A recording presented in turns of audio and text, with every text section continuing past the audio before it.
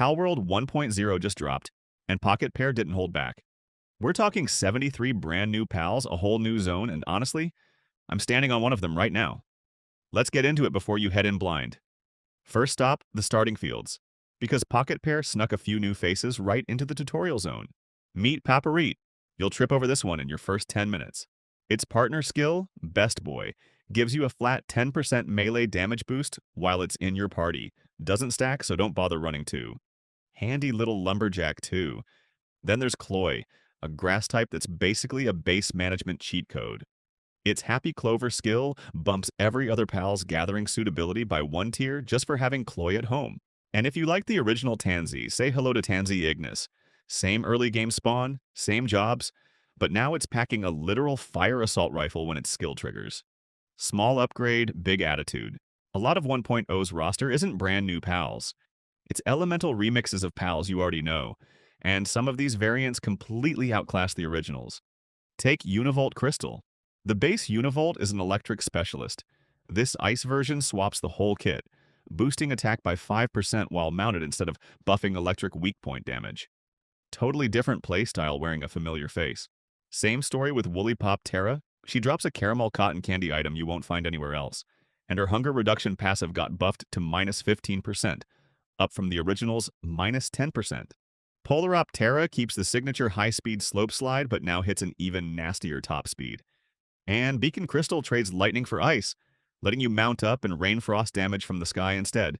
Okay, gameplay aside, we need to talk about the pals that are just unreasonably charming. Bulldozu is a chunky little dog with a passive called Yokozuna's Presence.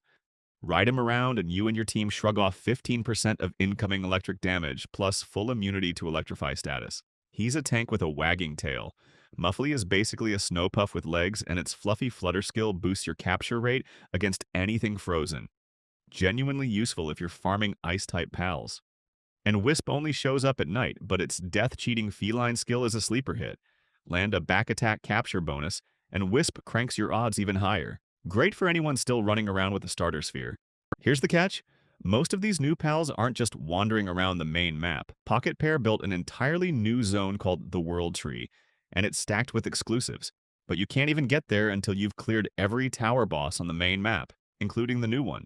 So budget your time. Once you're in, you'll find pals like Elphroveve Crystal, an ice-focused evolution of the grass-type Elphroveve, with a skill that freezes soaked enemies in a single hit.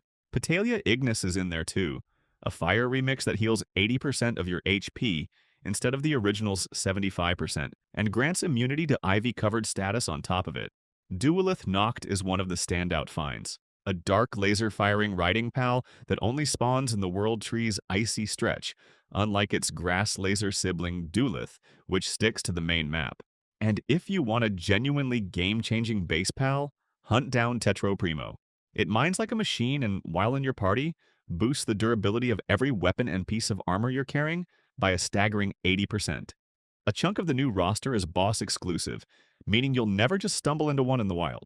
You've got to fight for it. Renjishi is a level 78 boss whose attacks inflict double burn stacks.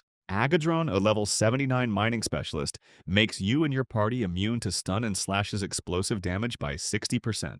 And Sylvent's boss fight rewards you with immunity to the World Tree's toxic spore clouds, which, trust me, you'll want once you've been knocked out of the sky by one.